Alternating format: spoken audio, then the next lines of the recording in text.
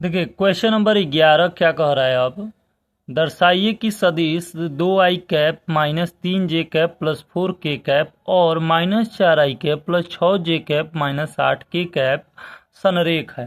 ठीक है, इसको कैसे करेंगे ध्यान से देखिए। सबसे पहले आपको संरेख का मतलब समझा देता हूं कि अगर मान लीजिए कोई वेक्टर ए दे दिया गया, दो दिया था वेक्टर, ठीक है, एक वेक्टर ए दिया था और एक वेक्टर बी दिया था। ठीक है, तो वेक्टर ए मान लेते हैं और वेक्टर बी। वेक्टर ए क्या दिया है, 2i cap minus 3j cap और प्लस क्या दिया है, 4k कैप। क्या दिया है, 4k कैप दिया है। ठीक है, आ रहा है बात समझ में। अब देखिए इतना देने के बाद वेक्टर बी क्या दिया हुआ है, minus 4i cap plus 6j cap minus 8k cap. अब बात किया है संरेख का। किसका बात किया है, संरेख का बात किया है। तो ध्यान से सुनिए, ये ए वाला जो भी होगा वेक्टर, ये A1 कहलाएगा, ये B1 कहलाएगा और ये C1 कहलाएगा।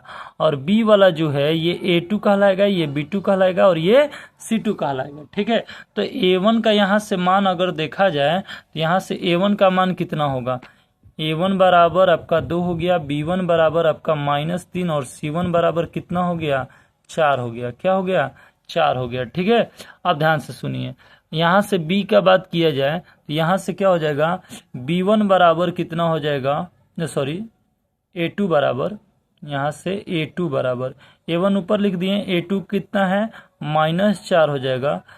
B2 बराबर कितना हो जाएगा, 6 हो जाएगा। और C2 बराबर कितना हो जाएगा, -8 हो जाएगा। कितना हो जाएगा, -8 हो जाएगा। ठीक है, आ रहा बात समझ में।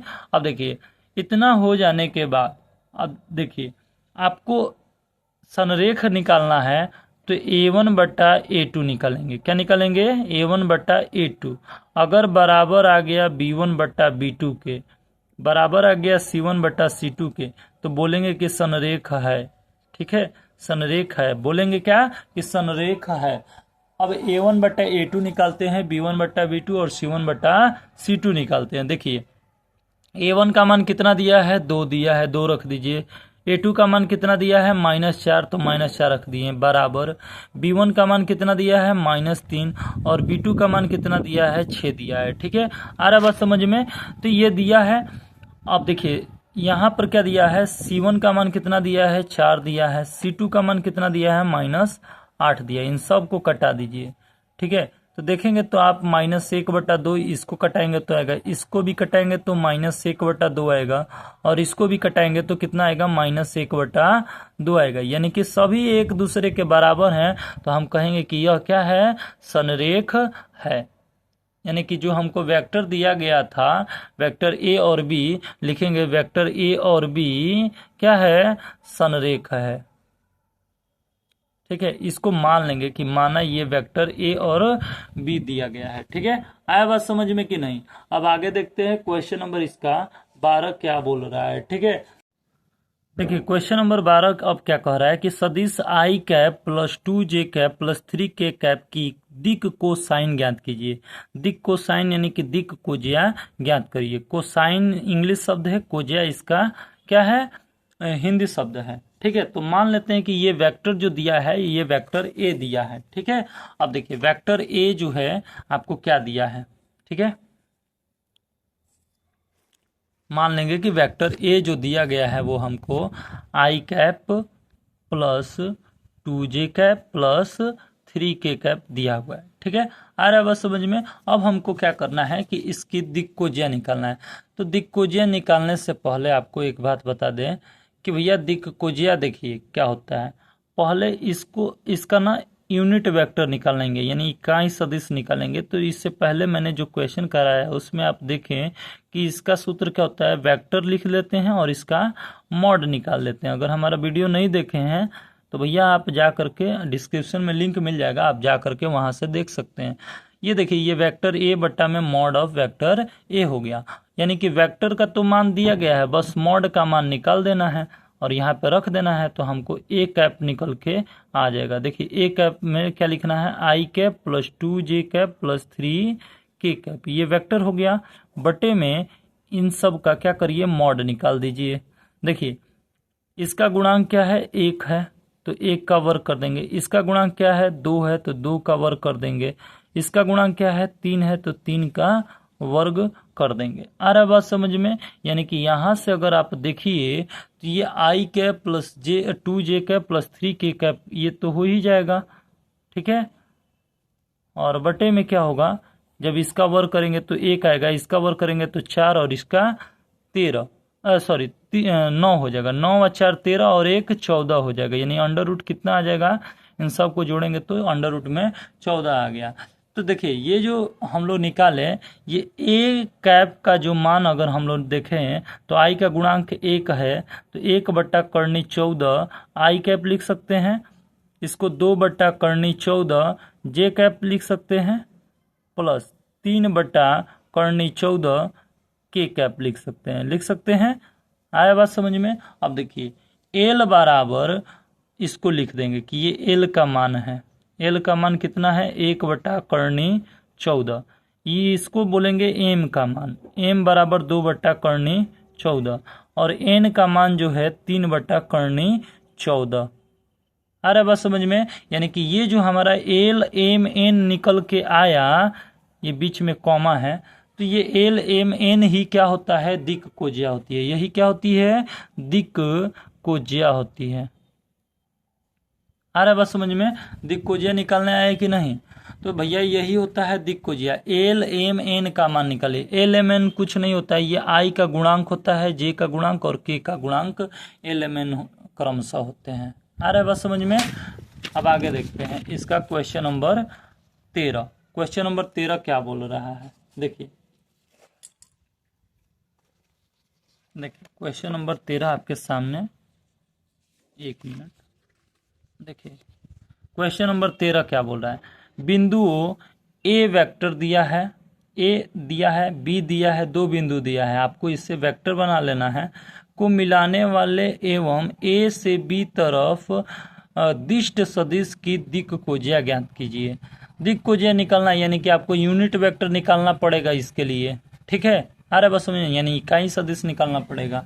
तो सबसे पहले आप क्या करेंगे, वो पॉइंट लिख लेंगे, ठीक है। 13 नंबर में देखिए, 13 नंबर में क्या होगा कि आप भैया पहले ए वेक्टर और बी वेक्टर का पॉइंट देख लीजिए। ये मान लेते हैं कि ये ए है और ये आपका बी है, ये आपका ए और ये आपका बी है, ठीक है। अब ए पॉइंट पर देख लीजिए 1 2 और -3 दिया हुआ है, और बी जो है -1 -2 और 1 दिया हुआ है, ठीक है। आ रहा है बात समझ में। इसको मान लेते हैं कि माना ये जो वेक्टर दिया है ए, वो आई कैप प्लस में है 2 तो 2j कैप, ये माइनस में है तो -3 के कैप, ठीक है। और वेक्टर बी का बात किया जाए तो ये माइनस में है तो -i कैप हो जाएगा, ये भी माइनस में है तो -2j कैप हो जाएगा, और ये प्लस में है तो +k कैप हो जाएगा।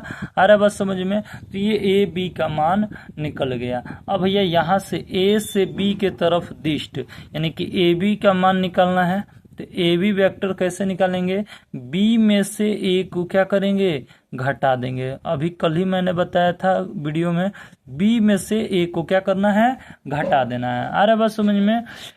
आगे वाले में से पीछे वाले को घटा दिया जाता है, ठीक है। तो भैया बी का मान कितना दिया है, i cap -2j cap plus के कैप दिया हुआ है, में से घटाना है इस वाले को, आई cap +2j cap -3k cap को घटा देना है। यानी कि हमारा जो ए बी निकल के आएगा, अब यहाँ से आएगा। अरे बस समझो, अब इसको घटाइए, कैसे घटाएंगे, -i cap -2j cap plus के कैप, ठीक है। ये माइनस का जब अंदर गुणा होता है तो प्लस वाला माइनस में हो जाएगा और माइनस वाला प्लस में चेंज हो जाता है, तो -i cap -2j cap +3k cap हो जाएगा। यानी ए बी का जो मान हमारे यहाँ से आएगा, -i और -i मिलेगा तो -2i कैप हो जाएगा। जे का बात कीजिए तो -2 -4j कैप हो जाएगा। के का बात कीजिए तो k और 3k मिलेगा तो 4k हो जाएगा। क्या हो जाएगा, 4k आ जाएगा। आ रहा है बस समझ में। अब देखिए, अब हमारा ये ए बी का मान निकल गया, ये क्या निकल गया, ए बी का। इसी का हमें क्या करना है, दिक् कोज्या निकालना है।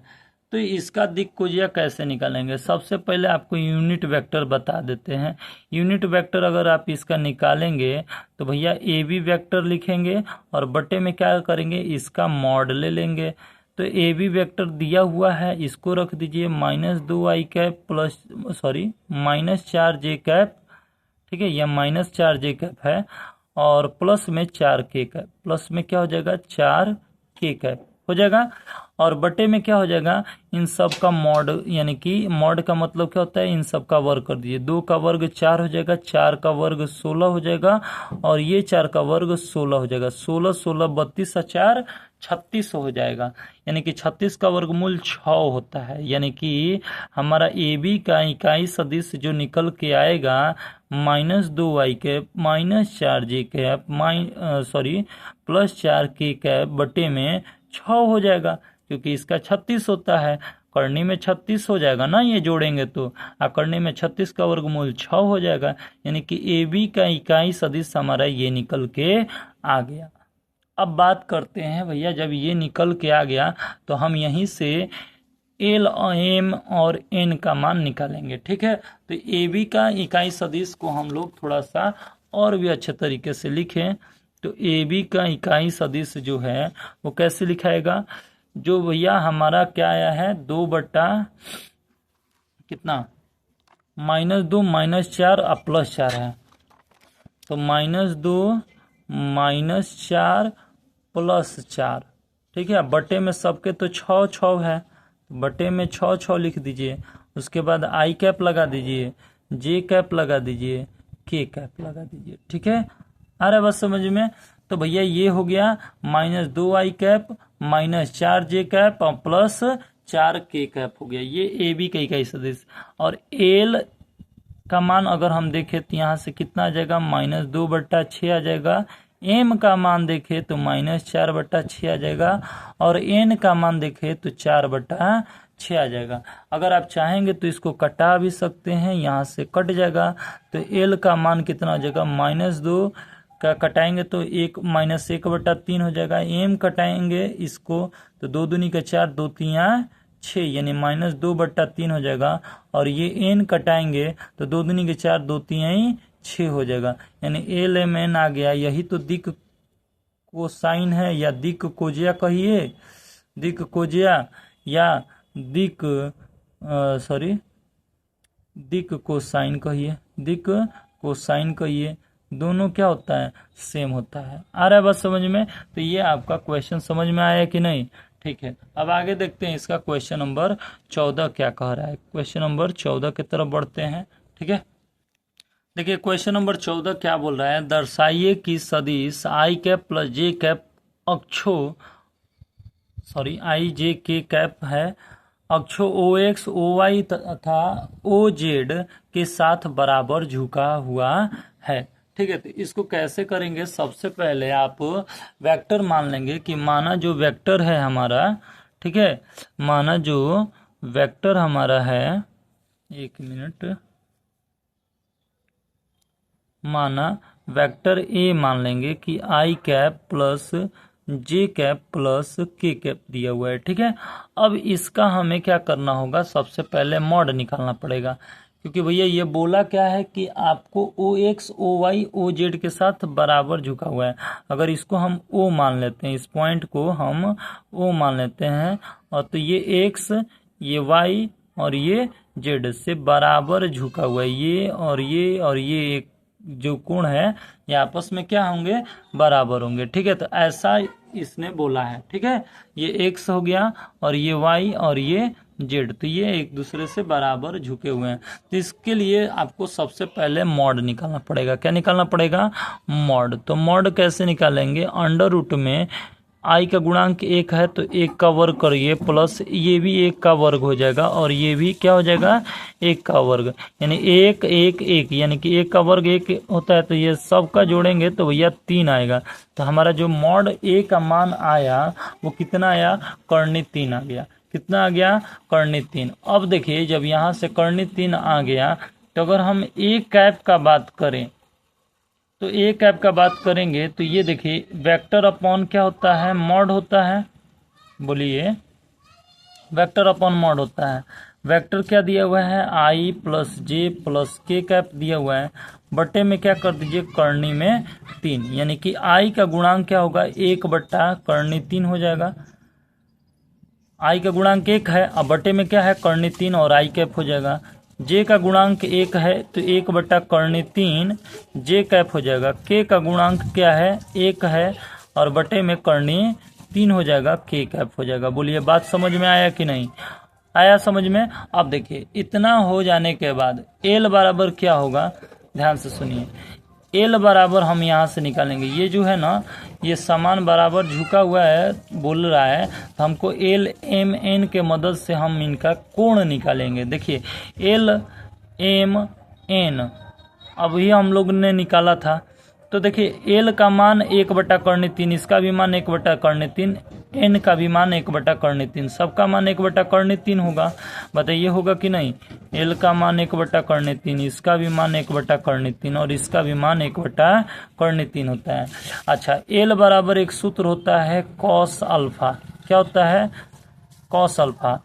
एम बराबर क्या होता है, कॉस बीटा, कॉस बीटा, और एन बराबर होता है कॉस गामा। तो हम ये भी तो कहेंगे कि ये कॉस अल्फा के बराबर 1/करनी 3 दिया गया है। अरे बस समझ में, कॉस अल्फा के बराबर 1/करनी 3 दिया है, तो यहाँ से अगर एफ का मान अल्फा का मान निकाले तो ये कॉस, ये इधर से इधर जाएगा तो भैया कॉस इनवर्स 1/करनी 3 हो जाएगा। ये भी बीटा यहीं पे छोड़ दीजिए, कॉस को इधर से इधर ले जाइए तो कॉस इनवर्स कितना हो जाएगा, 1/करनी 3 हो जाएगा। वैसे ही यहाँ पे गामा ऐसे बनता है, गामा ऐसे बनेगा। गामा को हम यहीं पे छोड़ देते हैं तो कॉस को इधर ले जाएंगे तो क्या बनेगा, कॉस इनवर्स 1/करनी 3 बनेगा। अरे बस समझ में। अच्छा, कॉस के किस मान पे इसका मान करनी 3 होगा, बताइए। कॉस के किस मान पर इसका मान करनी में 3 होगा, बताइए। तो भैया आप कहेंगे कि करनी 3 का तो नहीं पता, ठीक है, तो हम कहेंगे कोई बात नहीं, नहीं पता तो ये भैया ये बताइए कि ये तीनों आपस में इक्वल है कि नहीं। तीनों आपस में इक्वल है तो बोलेंगे कि हाँ इक्वल है, ठीक है। तो इक्वल है तो जब भी अगर अल्फा बीटा और गामा तीनों इक्वल आ जाएगा, अल्फा बीटा और गामा तीनों अगर इक्वल आ जाएगा तो भैया ये कहेंगे कि ये बराबर झुका हुआ है, बराबर झुका हुआ है। बोल रहा था ना ये जो ओ एक्स है ओ वाई है, अगर मान लेते ये ओ है तो O X O Y O Z तीनों एक दूसरे से बराबर झुके हुए हैं एक ही कोण पर, क्योंकि सभी का कोण क्या आ रहा है, यहाँ से निकालेंगे तो इसका भी वही मान आएगा, इसका भी वही, इसका भी वही, तीनों का कोण क्या आ जाएगा, आपस में बराबर आ जाएगा। तो हम बोलेंगे कि भैया ये तीनों आपस में क्या हुए हैं, झुके हुए हैं। अब आगे देखते हैं क्वेश्चन नंबर इसका 15, ठीक है।